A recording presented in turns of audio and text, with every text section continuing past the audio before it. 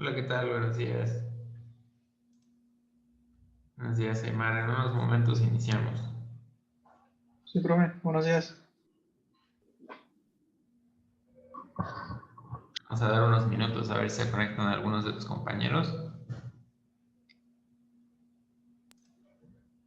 Sí, profe, está bien.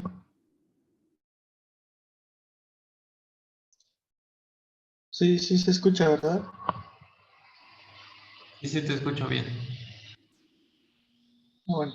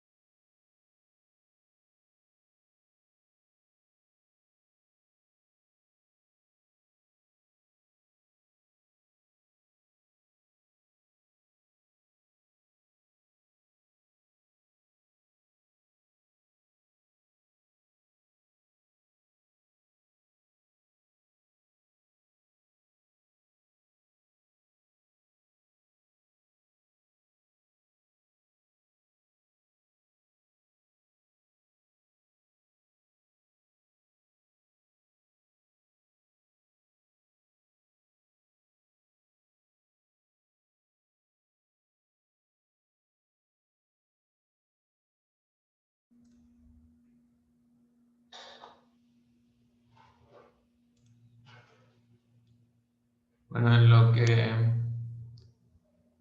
que llegan sus compañeros, díganme si tuvieron oportunidad de revisar el texto que les mencionaba yo ayer.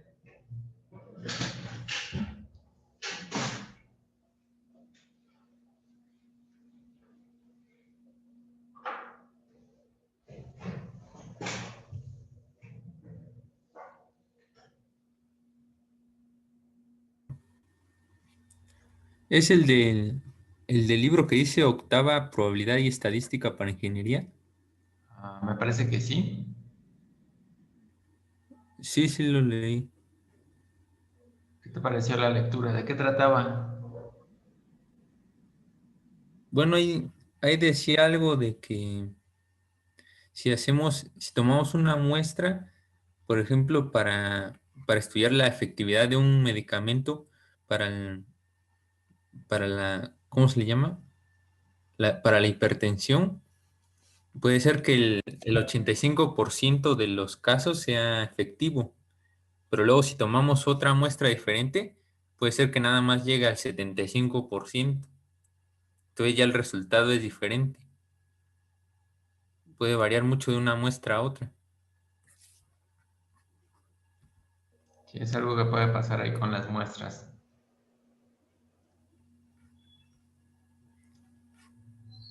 Entonces, para garantizar cierto grado de precisión en nuestro estudio, deberemos de seleccionar un tamaño de muestra apropiado, ¿no?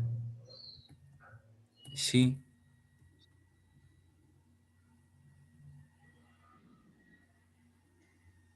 Ok, vamos a ir comenzando.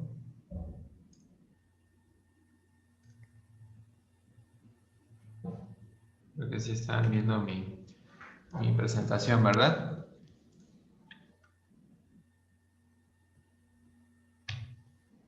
Bien,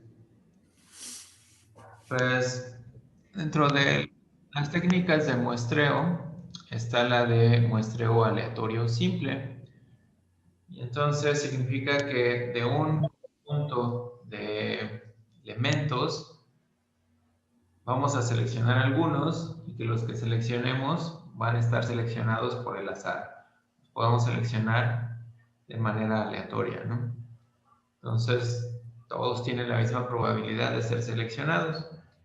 Y el tamaño muestral nos indica el número de elementos que van a estar en la muestra.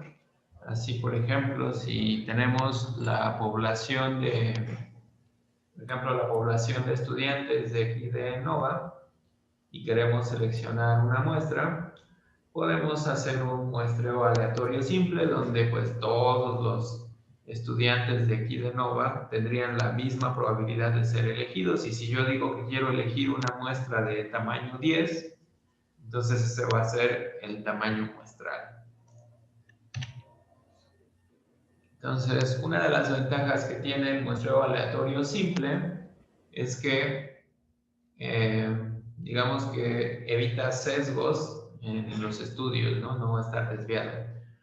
Entonces, la idea es que toda la población, pues vamos a estudiar alguna característica, ¿no? Vamos a tener una muestra que refleje una parte de la población, ¿no? Las ventajas que presenta es que las desventajas no siempre es adecuado.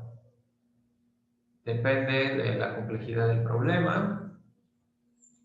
Por ejemplo, puede suceder que las unidades muestrales no sean homogéneas y se dividan naturalmente en grupos que no se traslapan y que son homogéneos. Estos grupos se les llaman estratos, y era lo que platicábamos el día de ayer, donde mencionábamos, por ejemplo, que a lo mejor queremos seleccionar a lo mejor un alumno de cada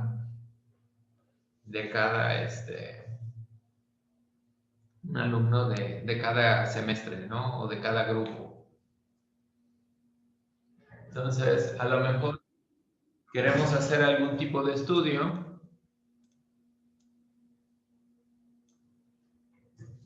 y al menos aquí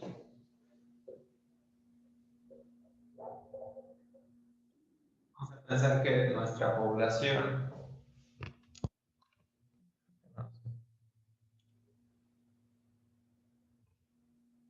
creo que ahí se ve más o menos, vamos a pensar que nuestra población otra vez es Nova, todos los alumnos de la Nova. Así que naturalmente nuestra población está dividida en dos. A ustedes ya no les tocó, ¿no? Pero ya para los demás semestres, los que van atrás de ustedes, ya se divide en dos la población estudiantil, los que son del campus de aquí de San Jacinto y los que son del campus de Juxtlahuaca.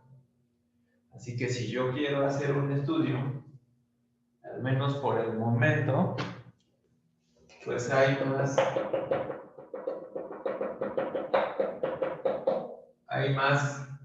alumnos en San Jacinto, ¿verdad? Hay más alumnos en San Jacinto que en Jux. Así que si seleccionamos de aquí una muestra aleatoria, podría llegar a suceder que los alumnos de Jux no queden representados adecuadamente. Y es aquí donde el muestreo aleatorio simple ofrece una desventaja, ¿no? Porque puede pasar esto, y en el caso de aquí de la universidad se presenta otra situación donde hay otras divisiones donde 1, 2, 3, 4, 5 y en Hooks que son creo que son 3, ¿no? Por el momento. Entonces, aún más hay grupos homogéneos por los mismos semestres. Y si quieren podríamos agregar otra clasificación por carreras, ¿no? Pero entonces cada uno de estos grupos que no se traslapan y que son homogéneos serían los estratos. ¿Y qué es lo que podemos hacer para remediar esta situación? Utilizar el muestreo aleatorio, pero no simple, sino el muestreo aleatorio estratificado. ¿Y esto qué nos dice? Bueno, va a haber maneras de decir Si mi población es de este tamaño, yo tengo este número de estratos, ¿cuántos debo seleccionar de aquí? Entonces, la idea es que de cada grupo yo tendré que seleccionar algunos elementos de cada estrato para formar mi muestra. Y así garantizo que cada grupo esté representado.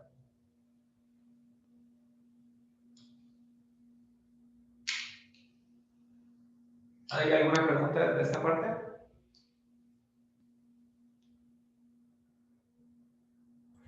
No. No. Entonces, piensen, por ejemplo, en que quieren hacer un estudio sobre qué les gusta.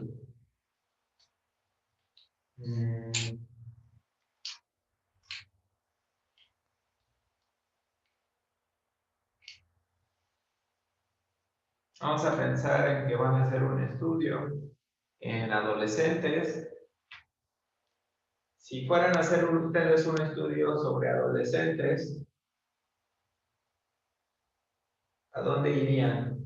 Si les fueran a preguntar, por ejemplo, no sé, sobre el uso de preservativos, métodos anticonceptivos que conocen o que utilizan.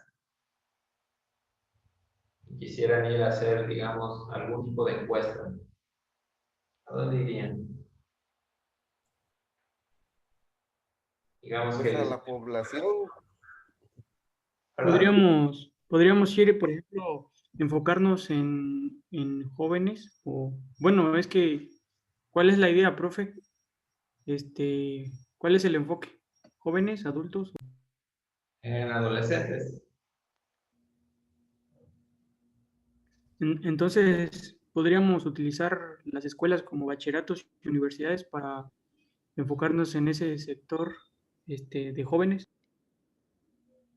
¿Y la secundaria? De hecho, es secundaria porque ahí van los Están muy adolescentes. chavalones, pero también. Ni sabe Víctor, ni sabe Lucio, le digo. Todavía no saben bien lo que hacen, pero hay algunos que ya empiezan en la secundaria, ¿no?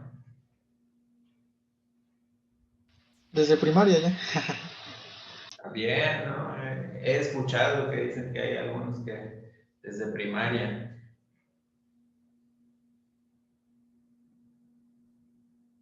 Ujú. Pero sí, sí, podría ser en las escuelas, ¿no?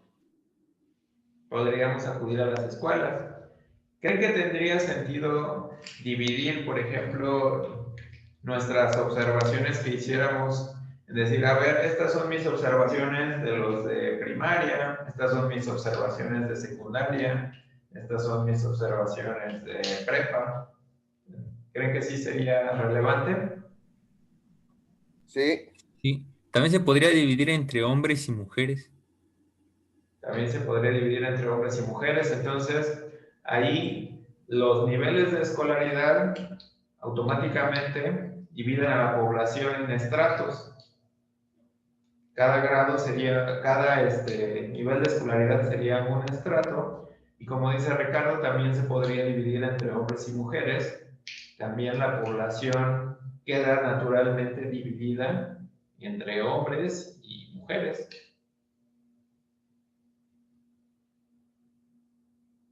Y entonces, para hacer nuestro estudio, teniendo en mente estos estratos, podríamos seleccionar una muestra. Piensen en que seguramente si vamos a seguramente aquí en Ocotlán hay más primarias que secundarias y hay más secundarias que prepas, que por lo regular así sucede.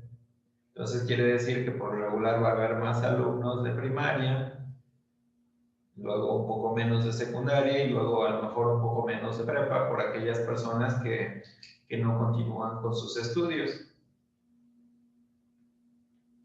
Entonces, cuando hagamos nuestro muestreo aleatorio, pues deberemos tener en cuenta estos tamaños para nuestro estudio y probablemente seguramente en primaria, pues no habrá o yo pensaría que la mayoría, pues todavía en la primaria, el sexto todavía la mayoría no ha tenido. Los métodos anticonceptivos a lo mejor también conocen poco, o a lo mejor sí conocen porque ya ahora les dan clases entre sus clases ya les enseñan sobre este tipo de cosas, pero todo desde un nivel teórico, ¿no? Pero bien, este tipo de muestreos, el muestreo aleatorio simple, pues tiene ventajas y desventajas, y el muestreo aleatorio estratificado lo ocupamos cuando la población se divide en segmentos homogéneos. Y bien, resumiendo parte de lo que tenemos de los datos, tenemos el siguiente cuadro, donde tenemos, por lo que hemos visto, tenemos datos cualitativos y datos cuantitativos. Los cualitativos, vamos a ver que se pueden graficar o representar gráficamente, como dice aquí, por métodos tabulares, es decir, mediante una tabla, mediante tablas, vamos a poder describir la distribución de frecuencia, la distribución de frecuencia relativa, de frecuencia porcentual, tal vez alguna tabulación cruzada, y de manera gráfica, las gráficas de barras y de pastel son las que van a ser más útiles para representar este tipo de datos. En el caso de los datos cuantitativos, en los métodos tabulares coinciden en varios. Vean que también tenemos distribución de frecuencia relativa, distribución de frecuencia porcentual, distribución de frecuencia acumulada, de frecuencia relativa acumulada, de frecuencia porcentual acumulada y tabulación cruzada. Entonces aquí tenemos más opciones para los métodos tabulares en los datos cuantitativos. Y para los métodos gráficos vamos a tener gráficas de puntos, histogramas, ojivas, diagrama de tallo y hojas y diagramas de dispersión.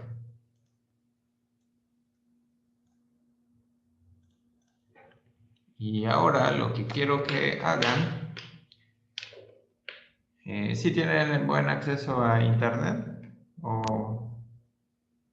¿Sí? Entonces, lo que quiero que hagan es que investiguen qué es cada una de estas cosas. A lo mejor ya saben qué son, pero me gustaría que pusieran alguna definición. Entonces, conforme la vayan ¿Es tarea encontrando... o ¿Perdón? es para hacer aquí en clase o cómo? A ver. Sí, háganlo ahorita en clase, porque todavía sí les da tiempo. O si quieren, lo dejamos de tarea y continuamos como ustedes gusten. Mejor tarea, ¿no? Sí, está bien tarea para tener algo que hacer. Vale. Pues entonces investigan las Profe, definiciones de estos. profe, una pregunta. ¿Eh? Le decía que se va a buscar métodos tabulares o se va a buscar cada una de las definiciones o cómo. Las de abajo van a buscar qué es una distribución de frecuencia relativa, las que están abajo. Ok. Bueno, pues entonces ya ahí tienen para entretenerse un rato. Entonces, permítame tantito en lo que abro la siguiente.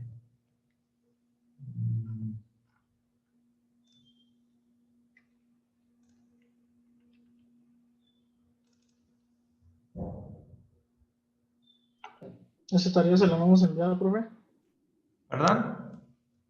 Esa tarea se la vamos a enviar. Sí. Sí, también me lo mandan. Eso lo pueden checar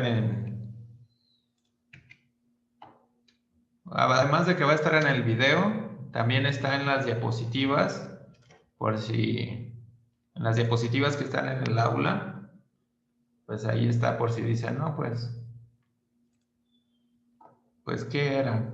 ¿Qué era lo que teníamos que investigar?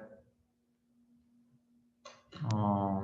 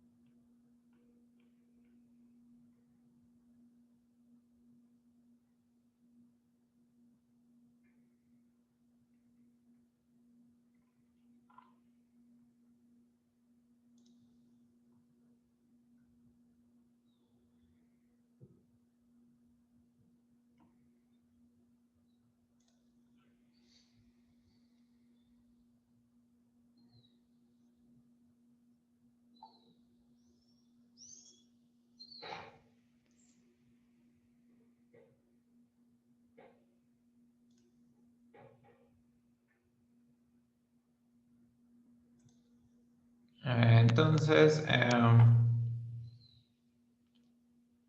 esta sería la tarea 1. ¿Y para cuándo la quieren entregar? ¿Cuánto tiempo creen que necesiten? Para mañana. Para el lunes.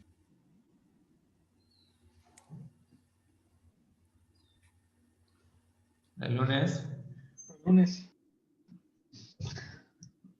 A ver, escríbanle ahí en el chat para que vea yo, para que cuente yo.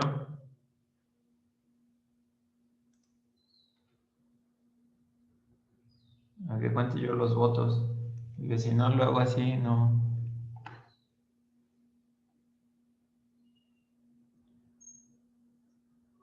Pues bueno, ya está para el lunes. En la tarde espero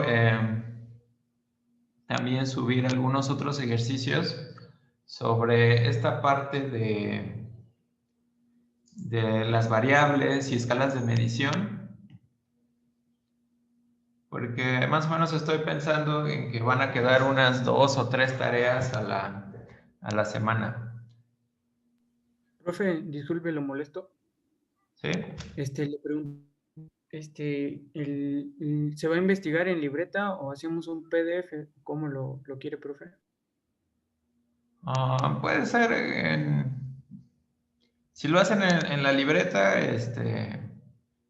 y le sacan foto, pues que se vea bien, pero no sé cómo se les haga más sencillo. Para mí sería más fácil que hicieran un documento ahí en la computadora y subieran un PDF o algo así, porque pues esto es más teórico. Las definiciones son fáciles de escribir en la computadora, que es texto. Ya más adelante, cuando sean ejercicios, si les es más fácil hacerlos en la libreta y tomarles foto, siempre y cuando se vea bien, lo pueden hacer así. Ah, bueno, gracias.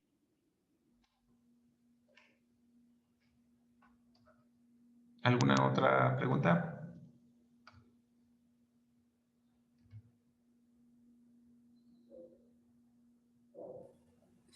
Se ponen las referencias de las fuentes, ¿no? Sí, de preferencia, traten de poner sus referencias.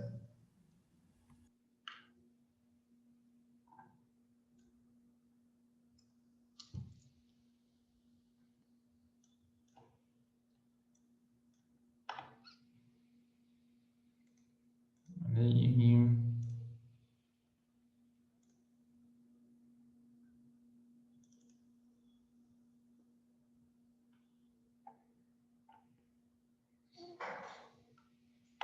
ok, entonces vamos a continuar con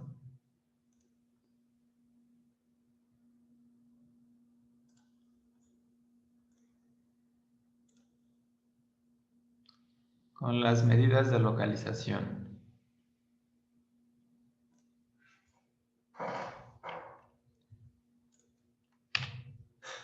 Entonces, ¿qué son las medidas de localización? ¿Y para qué nos van a servir? Seguramente ya han escuchado de ellas y las medidas de localización, o algunas son la media, o también llamada promedio, de una variable. Entonces nos proporciona una medida de localización central de los datos. Así, en el caso que manejábamos la otra vez, donde teníamos, vamos a poner aquí las edades, y otra vez me dicen sus edades, por favor, o algunas edades, pero cada quien dígame una. 22. 22. 22. 24. ¿Quién falta? ¿Quién sabe? 21. Y yo aquí voy a poner la mía. Entonces, de este grupo de personas, nos va a dar una localización de la media de los datos. Entonces, la vamos a denotar. Si es una muestra, le vamos a poner una X y una barrita, y nuestra variable es X. Y si es la media de la población, utilizamos la letra griega mu para denotar la media. La media, si recuerdan ustedes, se saca sumando todos los datos y dividiendo entre el total de datos. Así que en este caso, para calcular la media, vamos a decir que este grupo de personas que formamos en esta clase somos toda la población. Entonces, para formar la media, sumamos todos los datos: 22 más 21, más 22 más 24, más 21, más 38, y dividimos entre 6. A ver ahí en su calculadora y ayúdenme a sacar esta cuenta, por favor. 22 más 21 más 22 más 24 más 21 más 38 entre 6.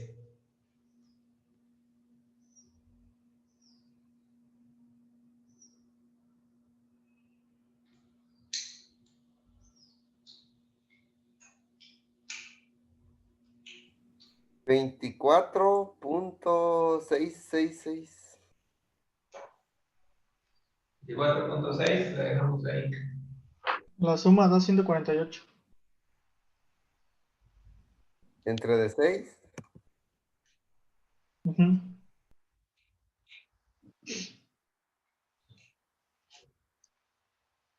Entonces, este nos dice que los datos, o que más o menos va a haber la mitad de los datos hacia un lado y hacia el otro, ¿no?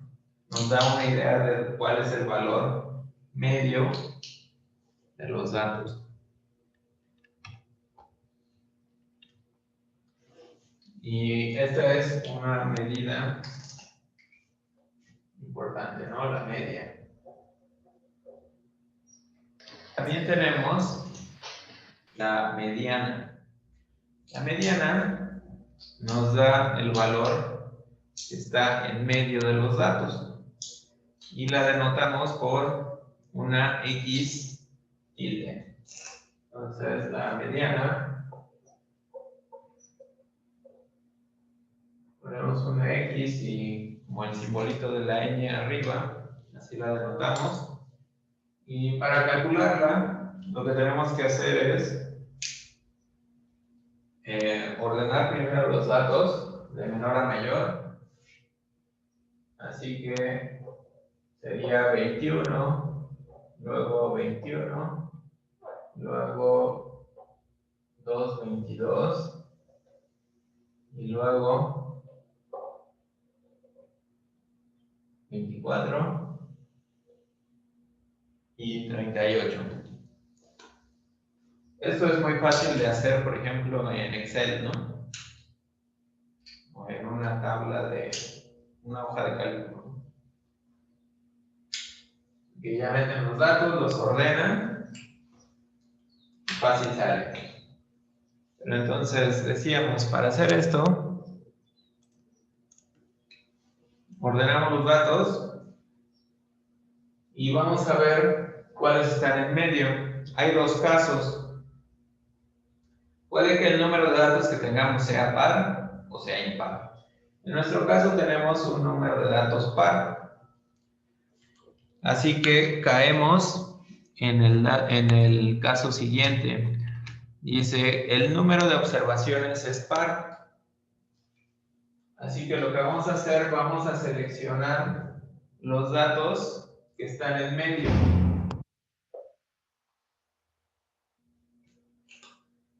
Si se dan cuenta, aquí como tenemos 6 datos, es el dato que está en la posición 3 y el dato que está en la posición siguiente, es decir, en la posición 4. Esos son los datos que quedan en medio. Y la mediana va a ser el promedio de estos dos, es decir, 22 más 22 entre 2. Entonces, en este caso, la mediana va a ser 22.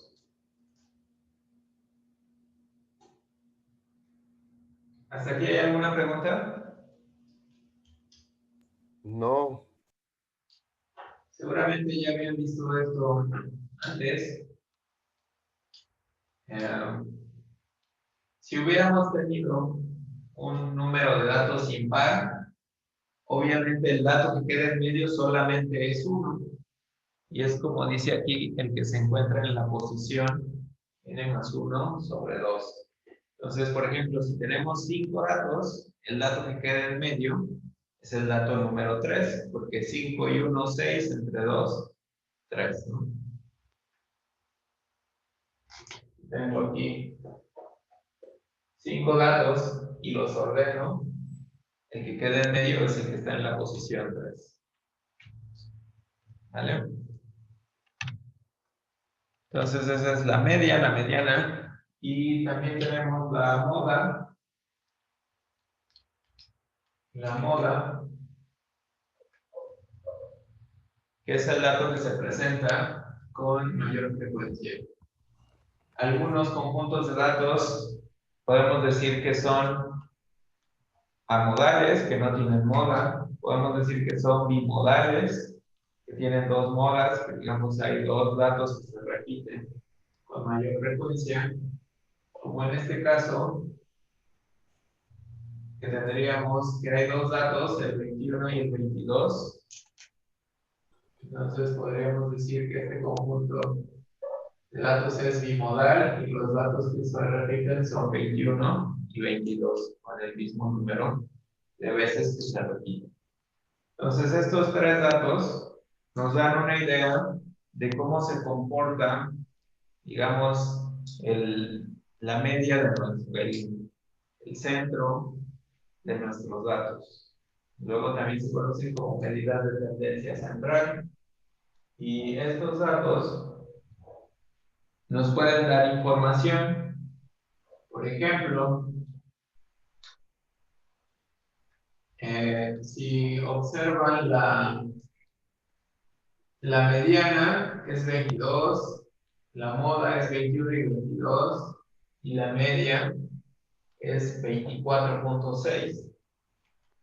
Entonces, la media es muy útil en muchas ocasiones, pero cuando hay un dato que es mucho mayor que los demás, puede alejarnos un poco de la realidad. Imagínense que, vamos a hacer otro ejemplo.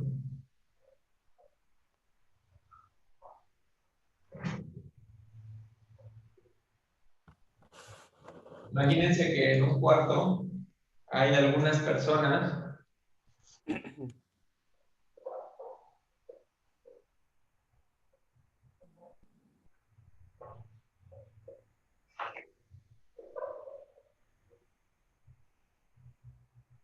y que van a hablar de su ingreso mensual. Entonces, a ver, por favor, cada uno dígame un ingreso mensual. Puede ser lo que les gustaría ganar en el futuro, no sé, algún número que ustedes consideren. 18,000. 30,000. 30,000. Ok. 20,000. 28,000.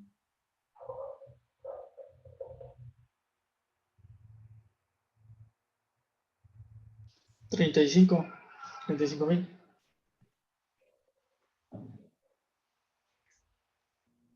18,000. Y ahora, por curiosidad, vamos a investigar, o ayúdenme a investigar ahí, como cuánto será el salario o el ingreso mensual de Carlos Slim. Lo vamos a poner ahí en nuestra tablita, en nuestros datos.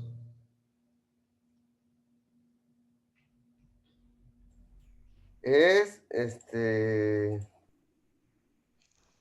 ¿dónde está? 4,542,000.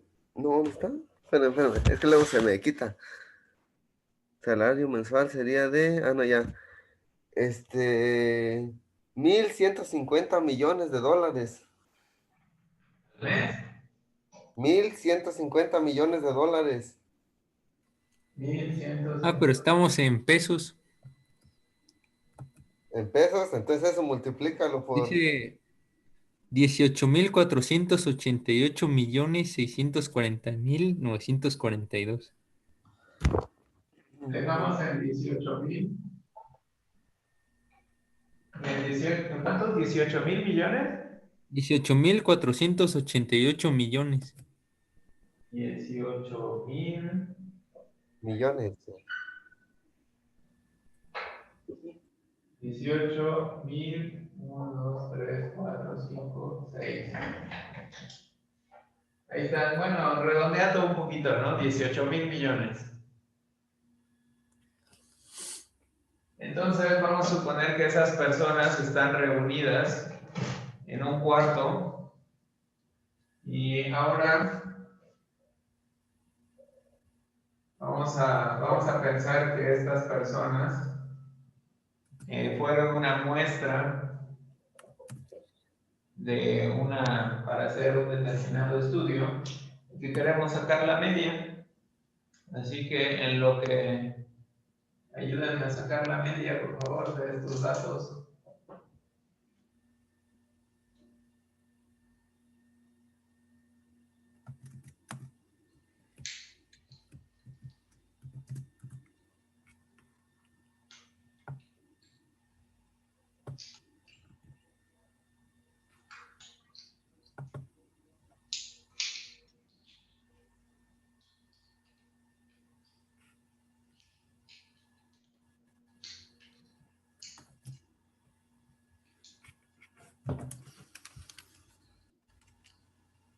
Me dio 3,000 millones 21,833. A mí me dio otro.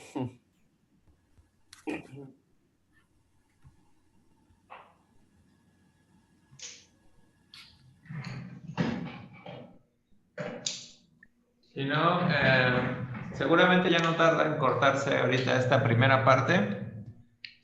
Vamos, lo que se reactiva, voy a aprovechar para copiar los datos en una tablita de Excel. Y enseguida volvemos a abrir y continuamos, ¿vale? Sí.